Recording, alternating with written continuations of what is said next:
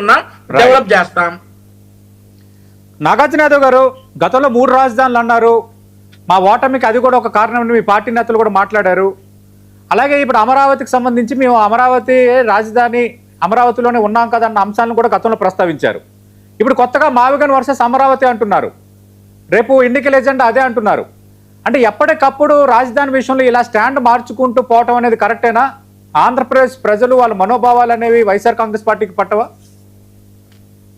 ముందుగా 99 టీవీ ప్రేక్షకులకి, అధికార ప్రతినిధి వంశీ కృష్ణ గారికి, ముఖ్యంగా సీనియర్ జర్నలిస్ట్ గా మీకు చాలాల తర్వాత మీతో డిస్కషన్స్ కి రావడం, మీరు కూడా వేదికని మార్చడం, మీతో మళ్ళీ డిస్కషన్ లో మీ ముందు కూర్చోవడం చాలా ఆహ్వానించదగ్గ పరిణామం. సరే, ఈరోజు అమరావతి మావిగన్ రేపు వచ్చేటువంటి ఎన్నికల్లో ఒక మావిగన్ అమరావతి అనే అంశమే కాదు, ఇంకా రాష్ట్రంలో చాలా అటువంటి కార్యక్రమాలు ఉన్నాయి, సూపర్ 6 హామీలు ఉన్నాయి, మనం చేసినటువంటి ప్రత్యేక హోదా ఉన్నాయి, కేంద్ర ప్రభుత్వం నుంచి తీసుకొచ్చేటువంటి నిధులు విధులు, దానికి సంబంధించిన అంశాలు చాలా ఉన్నాయి.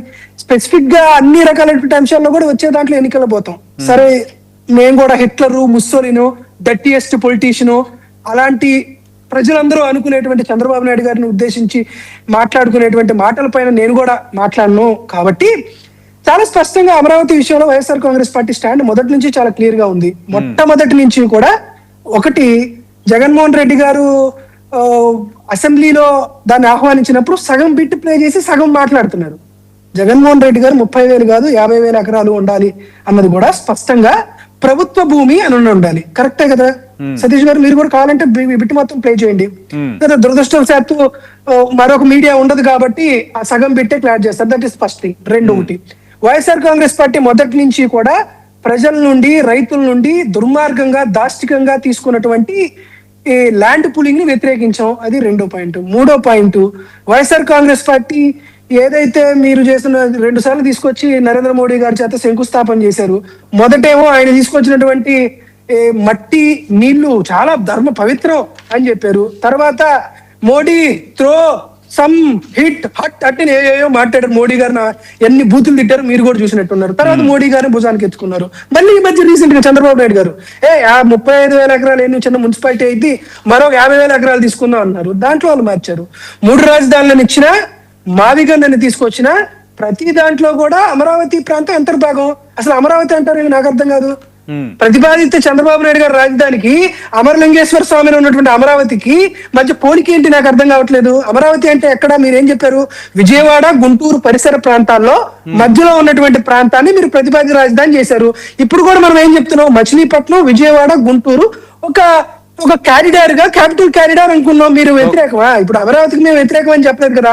మీరు అమరావతి ప్రాంతానికి వ్యతిరేకంగా క్రియేట్ చేయగలిగితే మేమేం చెప్పాలా? మచిలీపట్నానికి, గుంటూరుకి, విజయవాడకి మీరు వ్యతిరేకమా అని చెప్పాలి. పూర్తిగా అమరావతి చెప్పండి. అమరావతి రాజధాని అంశం సంబంధించి మీకు టీడీపీకి మధ్య రకరకాల వాదనలు జరిగాయి, వాదపోదాలు జరిగాయి, విమర్శలు, వీడియో ప్లే చేయడం, వాళ్ళకి వీడియో ప్లే చేయడం అంతా జరిగిపోయింది. నా స్ట్రైట్ క్వశ్చన్ ఏంటంటే, అమరావతి ఏకైక రాజధాని అని కేంద్రం కూడా నోటిఫై చేసింది. ప్రపంచ బ్యాంకు, ఏషియన్ డెవలప్మెంట్ బ్యాంకు ఇవన్నీ నిధులు కూడా ఇస్తున్నాయి. కొన్ని పనులు సర్వేయంగా జరుగుతున్నాయి. ఒకటే రాజధాని ఉండాలి, అది ప్రపంచ స్థాయి నగరంగా ఉండాలి అనేది క్లియర్ గా ఒక స్టాండ్ అనేది క్లియర్ అయిపోయింది. ఆంధ్రప్రదేశ్ ప్రజలు కూడా దాదాపు సరే అమరావతి మన రాజధాని అన్న దానికి ఒక నిర్ణయానికి వచ్చే వాతావరణం. మళ్ళీ ఇప్పుడు మీరు మావిగన్ అంటే మళ్ళీ ఇప్పుడు అంటే ఎవరు వస్తే ఎవరు అంటే ఒక రాజధాని అనేది స్థిరంగా ఉండదా?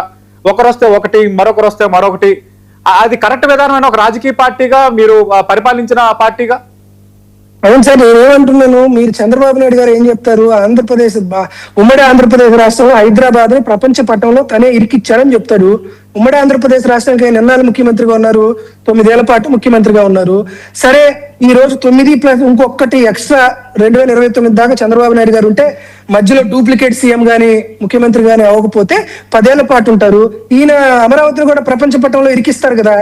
కాబట్టి ఊరికే ఇబ్బడిగా మాట్లాడుకుంటే చేసుకునే కార్యక్రమం జరిగింది. కానీ మావిగన్ లో కూడా అమరావతి అనేది ఇంటర్పోల్ అనేటువంటి సందర్భమే. అమరావతిని విడిగా ఏం చేయలేదు కదా. మీరేమంటున్నారు? ఈ 50,000 ఎకరాల్లోనే ఒక పెద్ద ఎయిర్పోర్ట్ కట్టాలంటున్నారు. ఎయిర్పోర్ట్ గన్నవరంలో ఉంది కదా అంటున్నాం. ఇక్కడే ప్రపంచ ప్రసిద్ధి కాంచినటువంటి రైల్వే స్టేషన్ కట్టాలంటున్నారు. విజయవాడలో ఉంది, గుంటూరులో ఉంది కదా అని చెప్తున్నాం. ఒకవైపు పోర్టు, ఒకవైపు గుంటూరు యార్డు బాగుంటుంది కదా, ఇండస్ట్రియల్ యార్డ్. మీరు చెప్పినట్టు రాష్ట్రానికి చాలా మధ్యలోనే ఉంటుంది కదా. కాబట్టి చంద్రబాబు నాయుడు గారు చేస్తున్న అమరావతి పేరుతో చంద్రబాబు నాయుడు గారు చేస్తున్నదంతా సొంత అవినీతి కార్యక్రమాలే. ఇప్పటికి కూడా వైఎస్ఆర్ కాంగ్రెస్ పార్టీ చాలా కేటగిరీగా చెప్తుంది.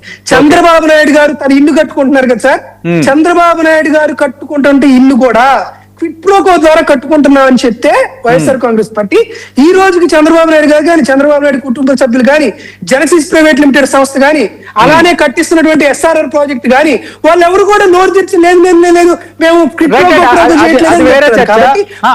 అమరావతి అనేది చంద్రబాబు నాయుడు ద్వారా కట్టుకునేటువంటి ఒక అవినీతి సామ్రాజ్యమే కానీ అది ఆంధ్రప్రదేశ్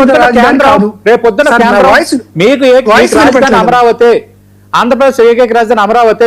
మీరు మావికన్ అంటే మీరు నోటిఫై చేయమంటే అప్పుడు పరిస్థితి ఏంటి? అవును, ఎవరు నోటిఫై చేయరండి? కేంద్రం. అదే సార్, అసలు మనం మొన్నటి దాకా ఏం చెప్పారు సార్, కేంద్ర ప్రభుత్వం ఏకైక రాజధాని అని మేము అసలు చేపించాం. అసలుకి భారతదేశంలో ఉన్నటువంటి ఎవరు వచ్చినా కూడా అమరావతిని కదిపేది లేదు, మార్చేది లేదు, తీర్చేది లేదు అన్నారు. మేమేమో చదువుకుంటా ఉంటే మాకేమో వన్ అండ్ ఓన్లీ క్యాపిటల్ అని ఆడేమి రాయినా ద క్యాపిటల్ అమరావతి అని రాశారు. అసలు అమరావతి ప్రతిపాదన అమరావతికి దీనికి సంబంధం లేదంటున్నారు కదా, అసలు మార్చేటువంటి ప్రశ్న లేదంటున్నారు కదా. కేంద్ర ప్రభుత్వం ఏంది, కేంద్ర ప్రభుత్వం వారు చెప్పారు కాబట్టి చేశారు. సో రేపొద్దున ఏమన్నా మార్పులు చేర్పులు జరిగి మార్చాల్సినటువంటి అవసరం వస్తే కేంద్ర ప్రభుత్వంలో ఉన్నటువంటి ప్రాధాన్యత నెంబర్ల ప్రకారం చట్టాన్ని సవరిస్తారు. అదేం పెద్ద విషయం కాదు కదా. అయినా కూడా మేము ఒకటి మళ్ళీ కేటగిరీగా చెప్తున్నాం, అమరావతి ప్రాంతానికి కానీ, అమరావతి ప్రాంత ప్రజలకు కానీ, అమరావతి రైతులకు కానీ వైఎస్ఆర్ కాంగ్రెస్ పార్టీ వ్యతిరేకం కాదు. కేవలం అమరావతి ప్రాంతం పేరుతో చంద్రబాబు నాయుడు గారు అనుసరిస్తున్నటువంటి ప్రజా వ్యతిరేక విధానాలనే వైఎస్ఆర్ కాంగ్రెస్ పార్టీ, దాని నిర్మాణం యొక్క శైలినే వైఎస్ఆర్ కాంగ్రెస్ పార్టీ ప్రశ్నిస్తుంది. మేము కూడా మావిగన్ అనేటువంటి అంశాన్ని మేము కూడా వారికి ముందే తీసుకొని వచ్చాం, కానీ వారు చేయట్లేదు. దాన్ని మనం ఏం చేస్తాం? గతంలో అసెంబ్లీలో అప్పుడు ప్రతిపక్ష నేతగా ఉన్న జగన్మోహన్ రెడ్డి ఏం మాట్లాడారన్న అంశాన్ని ప్రస్తావించారు. ఆ వీడియో ఒకసారి మనం ప్లే చేద్దాం. టీసీఆర్ చెప్తా ఉన్నాము అనడానికి కూడా కారణాలు ఉన్నాయి అధ్యక్ష. ఆ కారణం ఏమిటంటే అధ్యక్ష, ఒకసారి ఆ ప్రాంతంలో ఆ క్యాపిటల్ సిటీలోకి ఆ 30,000 ఎకరాలు మొత్తం గవర్నమెంట్ ల్యాండే గన ఉంటే, గవర్నమెంట్ ల్యాండే ఉన్న పరిస్థితుల్లో ల్యాండ్ రేట్ ఇంత అని చెప్పి గవర్నమెంటే ఫిక్స్ చేసే అవకాశం ఉంటుంది. కాబట్టి ఇవాళ చదువుకున్న పిల్లాడు ఎవడన్నా ఉద్యోగం కోసం అక్కడికి వెళ్ళినప్పుడు, సామాన్యుడు ఎవడన్నా అక్కడికి వెళ్ళి ఈఎంఐ పద్ధతిలో ఒక ఫ్లాట్ కొనుక్కోవాలన్నా కూడా అది అందుబాటులో ఉండే రేట్లో ఉండాలనే